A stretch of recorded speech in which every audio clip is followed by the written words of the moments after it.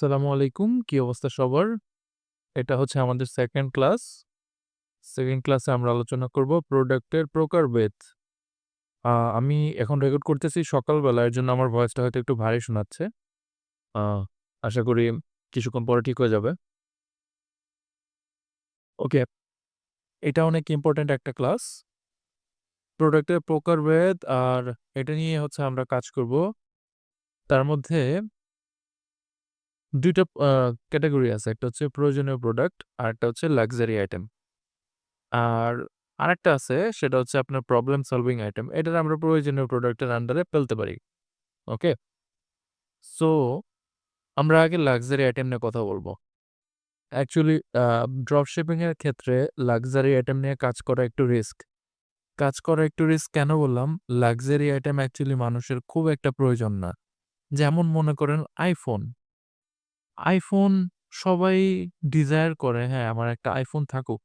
কিন্তু iPhone ছাড়া কিন্তু মানুষ বাঁচতে পারে। বাঁচার জন্য যে iPhone লাগবেই লাগবে এরকম কিন্তু কোনো কথা নেই। ঠিক আছে? iPhone ছাড়াও কিন্তু মানুষ চলতে পারবে, বাঁচতে পারবে। তো এটা হচ্ছে লাক্সারি আইটেমের একটা উদাহরণ দিলাম আরকি iPhone দিয়ে। তো এরকম আরো অনেক কিছু আছে যেমন দামি ঘড়ি বলতে পারেন, দামি পারফিউম বলতে পারেন। অনেক আছে বছরের পর বছর হয়ে যায় কিন্তু কোনো পারফিউমই কিনে না। আর সেখানে দামি পারফিউম তো দূরের কথা। কিংবা আ লাক্সারি ঘড়ির কথা বললাম। অনেক মানুষ আছে হাতে ঘড়িই পরে না। আর সেক্ষেত্রে যদি একটা ঘড়ি আরো দামি ঘড়ি হয় তারা তো সেটা কিনবে না, তাই না? তো সেক্ষেত্রে প্রোডাক্ট চুজ করার ক্ষেত্রে আমাদের একটু লাক্সারি আইটেম এরিয়া চলা উচিত। কিন্তু এরপরেও আপনি যদি মনে করেন না আপনি একটু রিস্ক নিয়ে দেখতে চান কি অবস্থা, আপনি করতে পারেন। আ লাক্সারি আইটেম নিয়েও অনেকে কাজ করে কিন্তু আমি সাজেস্ট করব না। ওকে। তারপর হচ্ছে problem solving item. Problem solving item বলতে ড্রপ শিপিং করব আমরা প্রবলেম সলভিং আইটেম নিয়ে করব। কারণ এই জিনিসগুলোই মূলত সেল হয়। প্রবলেম সলভিং বলতে কি আপনার একটা জিনিস দরকার। আপনার একটা জিনিস লাগবে এবং সেই জিনিসটা আপনি এড হিসেবে আপনি সামনে দেখতেছেন। তো সেই জিনিসটা তখন আপনি কেনার ট্রাই করবেন। আপনি সবকিছু ক্রেতা হিসেবে নিজেকে ক্রেতার জায়গায় দাঁড় করিয়ে আপনি চিন্তা করবেন যে, আপনি যদি ক্রেতা হতেন তাহলে আপনি এই জিনিসটা কিনতেন কিনা। ঠিক আছে? তো প্রয়োজনীয় প্রোডাক্ট হচ্ছে আমরা সেল করার ট্রাই করব। কিন্তু কোন ধরনের প্রোডাক্ট? যে ধরনের প্রোডাক্ট মানুষের প্রয়োজন কিন্তু সচরাচর সব জায়গায় পাওয়া যায় না। ঠিক আছে? এমন প্রোডাক্ট যেটা মানুষের দরকার, সচরাচর সব জায়গায় পাওয়া যায় না, যার দাম সাধারণ মানুষ জানে না এবং ওই যে বললাম আপনি লাক্সারি আইটেমও সেল করতে পারবেন কিন্তু এটা একটু রিস্কি। ওকে, এমন প্রোডাক্ট যা মানুষের দরকার। সো মানুষের এমন প্রোডাক্ট হতে পারে যেটা মানুষের দরকার? ওকে, চলেন আমরা দেখি। আমরা ব্রাউজারে চলে যাই। ওকে। সো এই যে স্ক্রিনে আপনি যে জিনিসটা দেখছেন, এই জিনিসটা কি আপনারা কেউ চেনেন? আপনারা কি এটা ব্যবহার করছেন এর আগে? এই জিনিসটা আমি যখন মানে প্রোডাক্ট রিসার্চ করতেছিলাম আমি মানে অবাক হয়ে গেছি। সিম্পলি অবাক হয়ে গেছি। দেখেন, এই জিনিসটা হচ্ছে আপনার ওই মাথায় শ্যাম্পু করার জন্য ইউজ করা হয়। এখানে যে হোলগুলো আছে ছোট, ছোট ছিদ্র আছে এখানে। ওই উপরের কাভারের মধ্যে হচ্ছে আপনি শ্যাম্পু ঢালবেন। তারপর গোসল করার সময় এটা আস্তে, আস্তে মাথার মধ্যে ঘষবেন। ঠিক আছে? এইটা সিম্পল একটা প্রোডাক্ট। আর এখানে প্রাইস মাত্র ৳৬৫। ঠিক আছে? এটা মানুষের মানে মাথার গভীরে আ পরিষ্কার করতে সাহায্য করে। আমরা যখন গোসলের সময় শ্যাম্পু করি, হাত দিয়ে ডলা দিলে কিন্তু দেখা গেছে যে একদম ভিতর পর্যন্ত ওইভাবে পরিষ্কার করা সম্ভব না। কিন্তু এই জিনিসটা কিন্তু মানুষের কি করতেছে? একটা প্রবলেম সলভ করতেছে। এবং পৃথিবীতে যত মানুষ আছে সবাই কিন্তু গোসল করে।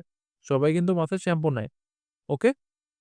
সো দেখেন এই প্রোডাক্টটা আপনারা কি মনে করেন যে এই প্রোডাক্টটা কত পিস বিক্রি হইতে পারে দারাজে? আপনার কোনো আইডিয়া আছে এই প্রোডাক্টটা কত পিস বিক্রি হইছে? এই প্রোডাক্টটা কত পিস বিক্রি হয়েছে আপনি মানে জাস্ট দেখলে আকাশ থেকে পড়বেন। ঠিক আছে? এইটা ৩০,০০০ এরও বেশি পিস বিক্রি হয়েছে এই প্রোডাক্টটা। দেখেন,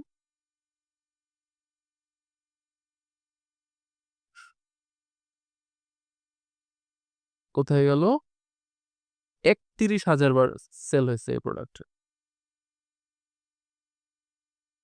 ৩১,০০০ বার সেল হইছে এবং ৩১,০০০ কে আপনি ৬৫ দিয়ে গুণ করেন দেখবেন যে ২০ লাখের উপরে হয়। ঠিক আছে? মানে ছোট্ট এই একটা প্রোডাক্ট দিয়ে সে ২০ লাখ টাকার উপরে ইনকাম করছে।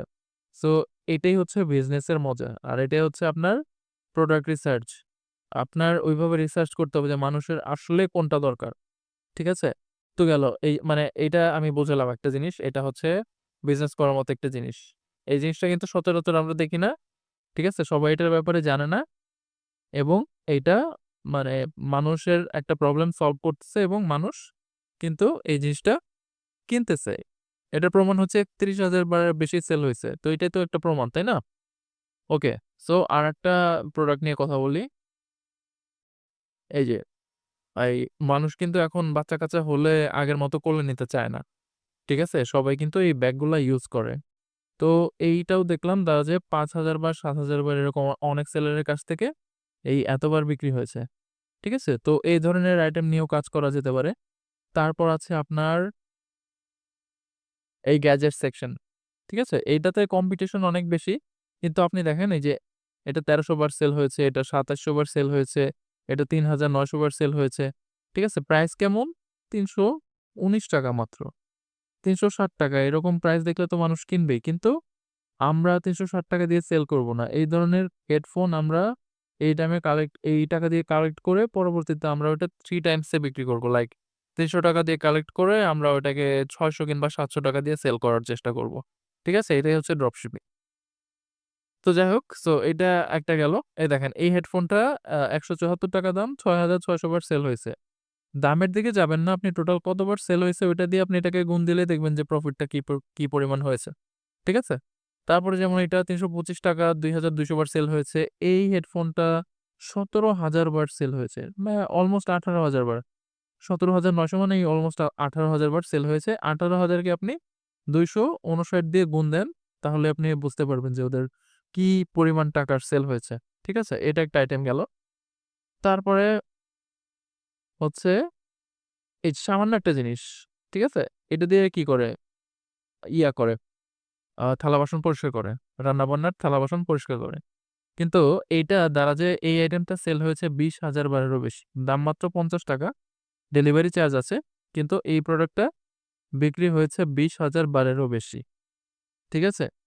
গেল। এটাও কিন্তু একটা প্রবলেম সলভিং প্রোডাক্ট এবং আ নেক্সট আইটেম এই যে মশা মারার ব্যাট। এটা কিন্তু মানুষের প্রবলেম সলভিং প্রোডাক্ট।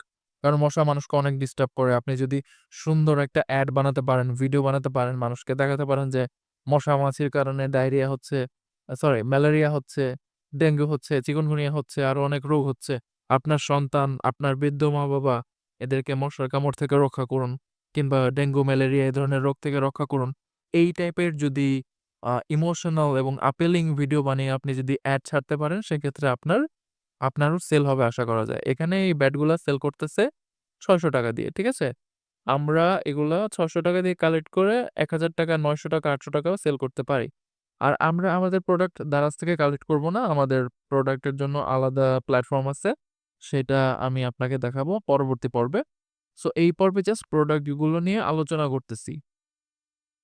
এই যে এই লেডিস আইটেমের এই ব্যাগগুলা দেখেন। অ্যাকচুয়ালি লেডিস আইটেম সবগুলাই চলে। মেয়েরা মোটামুটি হাতে টাকা থাকলেই যেকোনো কিছু কেনার জন্য পাগল হয়ে যায়। ড্রেস বলেন, মেকআপ আইটেম বলেন, তারপর ব্যাগ বলেন। কিন্তু সমস্যাটা হচ্ছে এই স আম এই সেক্টরে কম্পিটিশন অনেক বেশি। এখন আপনি একজন নতুন উদ্যোক্তা হিসেবে আপনি এই সেক্টরে টিকতে পারবেন কিনা, এটা হচ্ছে আপনার নিজের কনফিডেন্স এর উপরে। কারণ আপনি দেখবেন Facebook এ ড্রেস নিয়ে তারপরে ব্যাগ নিয়ে অনেক প্রফেশনাল পেজের লোকজন কাজ করে। তারা অনেক টাকা বাজেট নিয়ে কাজ করে। প্লাস তাদের অর্গানিক ফলোয়ার অনেক বেশি। অনেকে আছে যে আ মানে Facebook এড এ কোনো টাকাই দিতে হয় না। তারা জাস্ট একটা লাইভ করে একটা লাইফ থেকেই জাস্ট লাখ, লাখ টাকার বিক্রি হয়ে যায়। এরকমও আছে। তো এইটা সেলেবল আইটেম। এটা যে বিক্রি হবে না তা না। কিন্তু এইটা সেল করতে গেলে আপনার কম্পিটিশন এর মধ্যে দিয়ে যেতে হবে। তো যেসব জায়গায় একটু কম্পিটিশন বেশি নতুন হিসেবে আপনি সেগুলো এভয়েড করার চেষ্টা করবেন। সেটাই আমি বলব।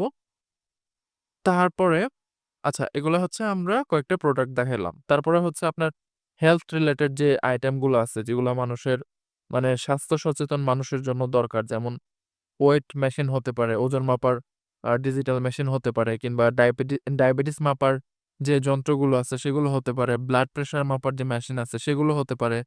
ঠিক আছে? তারপর অ্যাজমার জন্য যাদের অ্যাজমা আছে তাদের নেবুলাইজার ইউজ করতে হয়। এখন তো পোর্টেবল নেবুলাইজারও পাওয়া যায়, তাই না?